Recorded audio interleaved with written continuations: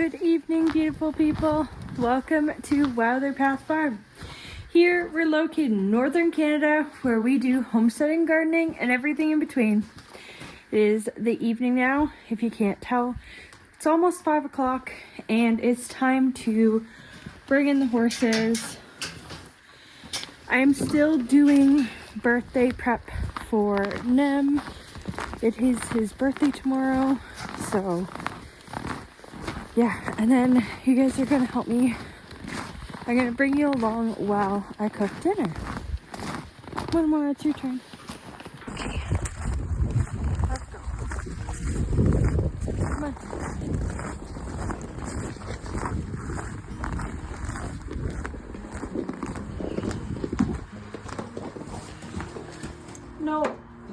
No, come on. Stop messing around. Let's go. I was literally just about to say, oh, they're such angels to bring in, blah, blah, blah. And she's so easy to bring in, a child could bring her in. She didn't do anything wrong. I mean, you really didn't do anything wrong. You just got distracted. All right, so, well,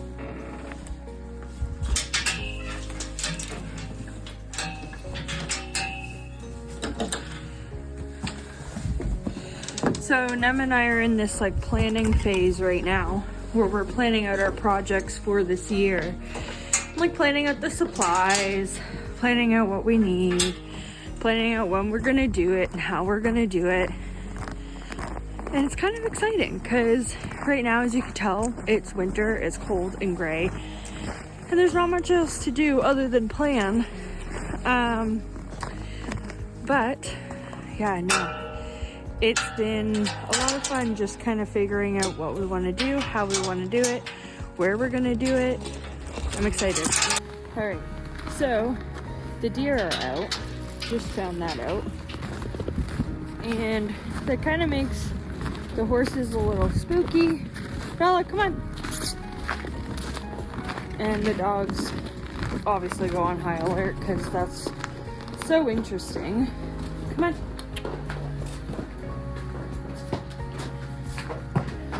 But again, they're really good horses, so we're lucky. They don't drag us around. Right? You're a very good girl. Yes, you are. Good job. Can I take this off you? Can I take? You gotta come here. Thank you. Thanks. So it's starting to get a little cold now that it's the evening. But it is gonna be way milder than it has been. But yeah, so we gotta go grab the dinner. Let's talk some more about those plans. Okay. Come on. Thank you, come on. Yeah, you're not getting all of this because you making a mess.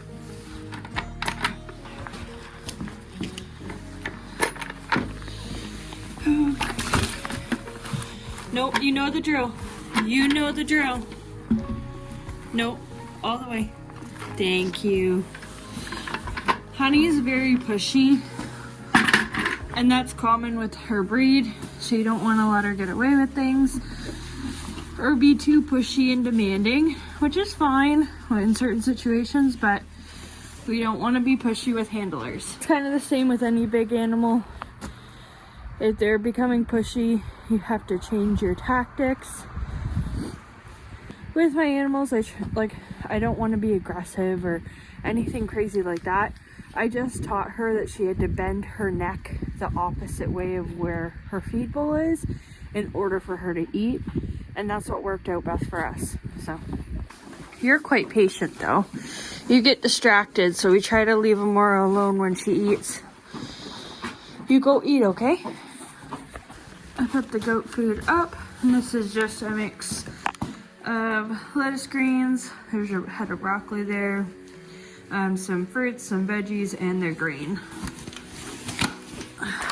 So we'll go take this to the goats. Come on. Mora thinks it's for her and it's not. Okay, let's go.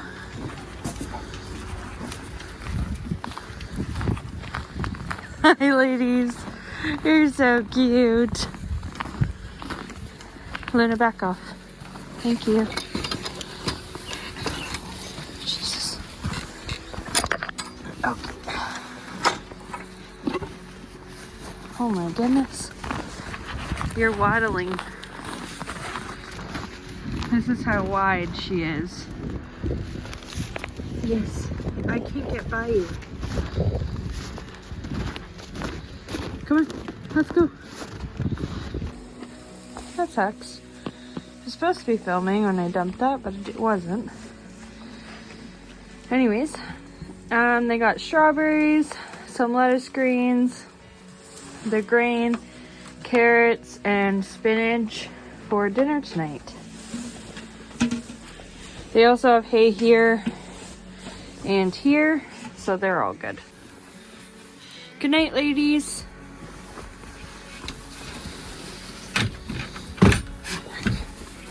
Come on, girls, out. Good girls. Okay, so I do the water now in the evening because if I put it out earlier, it's just gonna freeze. So there's no point. Okay, Honey's eating. She got her hay bag, water bucket.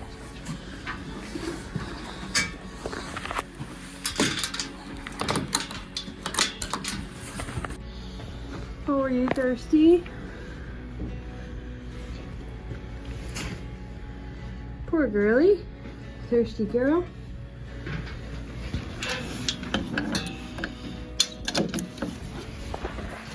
So I think I have some better ideas of actually where we can store some hay for next winter.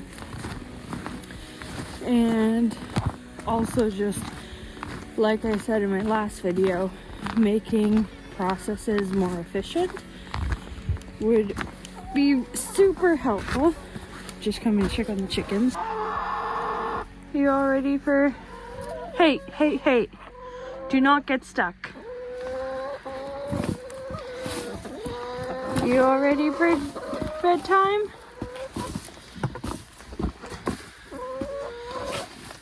Okay. So I'm gonna just close over their door here. Oh.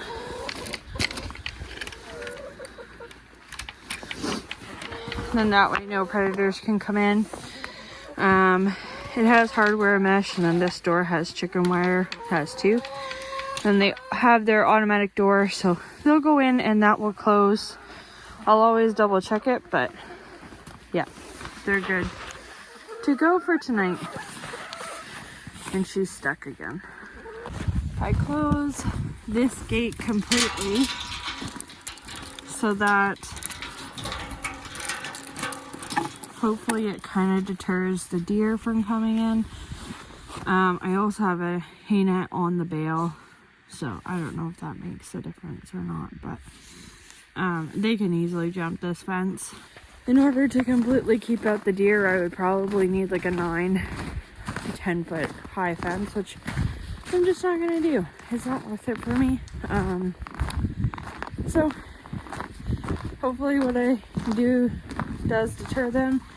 If it doesn't, and I share a little bit of hay, then I guess that's what happens. But there's quite a few neighbors that put out round bales specifically for the deer, so I'm hoping that they go to those ones. That will be easier to access, and they will also have no round bale net on them. So yeah, we have to collect the eggs and then head inside. Okay, let's go see if we have any eggs.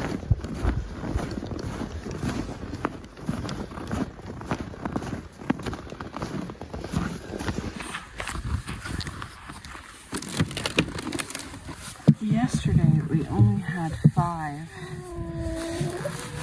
So I'm gonna check them to make sure none of them are cracked or frozen.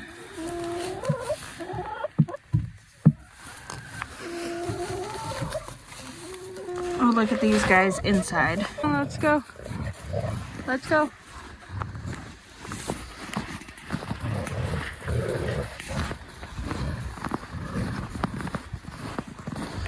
Let's go inside. Come on. Okay, so we're back inside. I'm gonna put the eggs away. 2, 3, 4, 5, 6. Oh, we got 8 today. My chickens have been taking a little bit of a break now since it's winter, so they've been taking a break, and I kind of haven't been careful with how much I've used my eggs, cooking eggs in different ways. Still eating eggs daily, but not eating all of them at once, just to kind of preserve it until they pick back up with their egg laying. All right, so I'm gonna be making something that we don't typically eat on an everyday basis or even on a weekly basis. This is moose meat. You can hunt moose, but it is a ribeye steak cut. So I feel like an apron just kind of helps with cooking. Don't know why, but it just does. All right, so I've already washed my hands, just so you know. I'm just going to open this up. Now, moose meat is kind of the equivalent to beef. It's like a similar, people say it's comparative to grass-fed beef. I find that it's like, it's not obviously like steak, because steak has like really, like, at least to me, a more richer taste. But yeah, it looks like beef, but it's like a dark red meat. We're gonna wash this.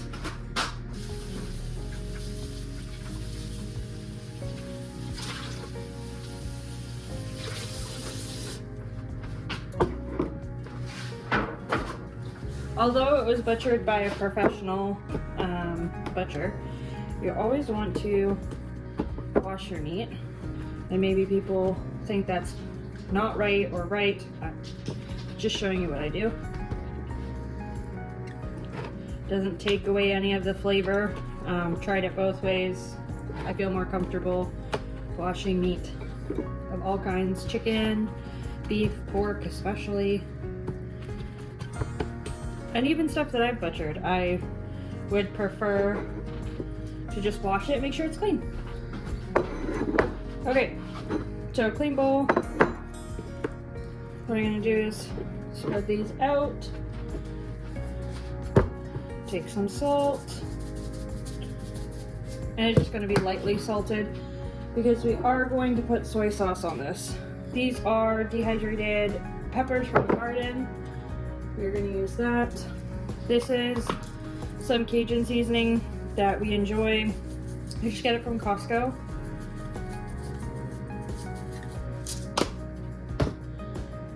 Okay, so I got soy sauce, sriracha, and I'm just going to lay these in the bowl. I'm trying not to like stack them or anything. And then these are really hot, so I'm just gonna like be very minimal with it. And then put sriracha over. Now I could put that at the end once we're eating it, but this is more gonna act like a marinade. So I'm going to pour the soy sauce over top. And then I'm gonna let that sit. I almost forgot. Hoisin sauce. We don't measure. Just squirt. I've made this a few times with beef and pork chops, and I know the amounts of sauce and spices to meat. We've made this once with moose meat, and it tasted really good.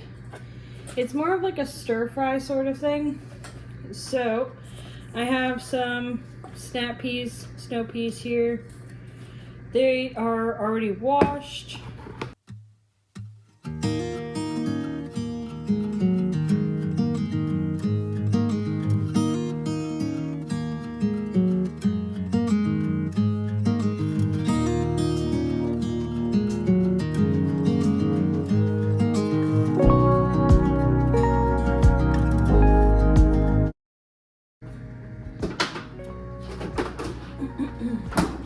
We also have these spring rolls. Now these are not the pre-made ones. We rolled these and made the filling ourselves. So I have to fry these up. Okay, so I'm just gonna take this onion. Okay, so just saute this. Frying them before you throw anything else in really brings out the flavor of the onion. You can see they're starting to go translucent and a little bit more yellow.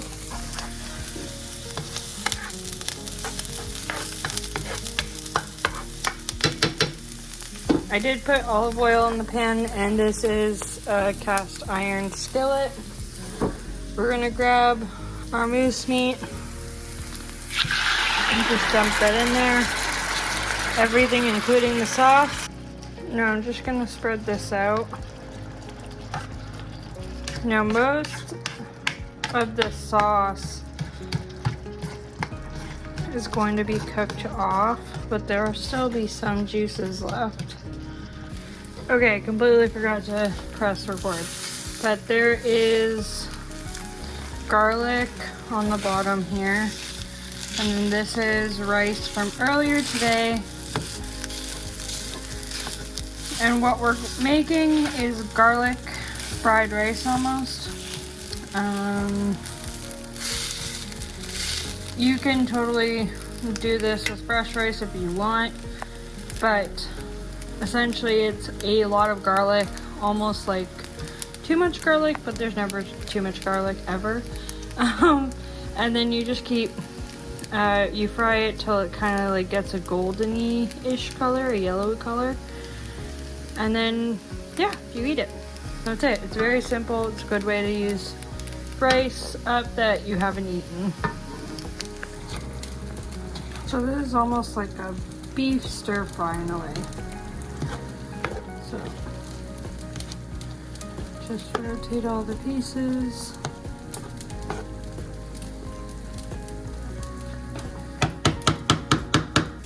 And we don't add in the snap peas quite yet.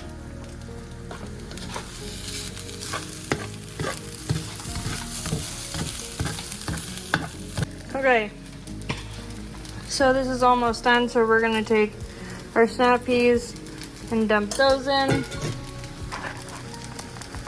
and stir those around.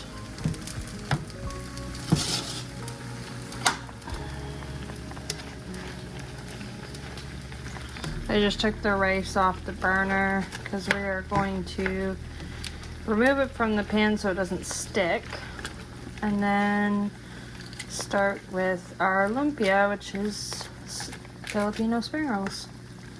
I try my very best to make cultural dishes or to incorporate them in just everyday meals.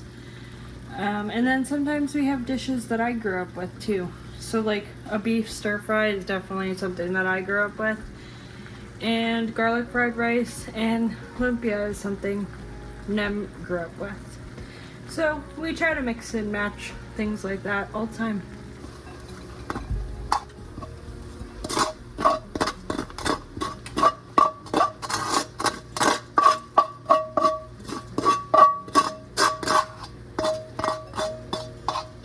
So that's the tenderness that I want to see on the moose meat. And then that bright green in the snow peas tells me it's done. So I'm just gonna turn off that. And then I'm gonna get some oil for the spring rolls.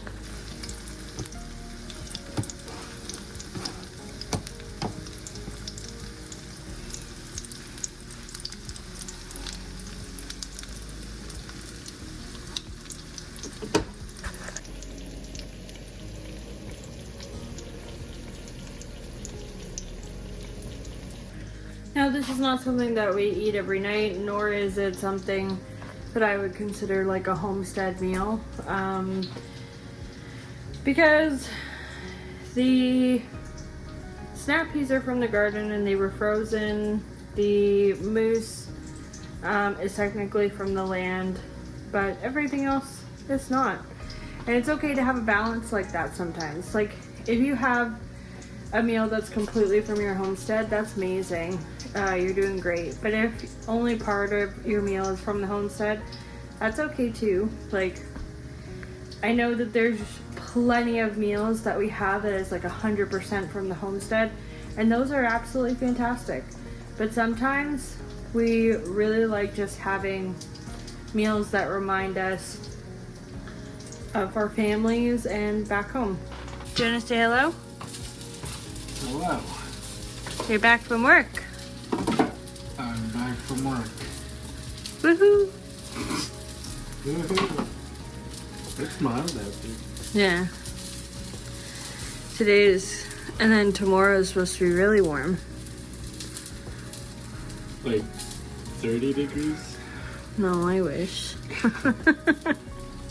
So that is it for this video. I really hope you guys enjoyed. Thank you so much for watching. If you aren't already, make sure to hit the subscribe button down below. Like and comment what you'd like to see next. And we'll see you in the next video. Bye, guys.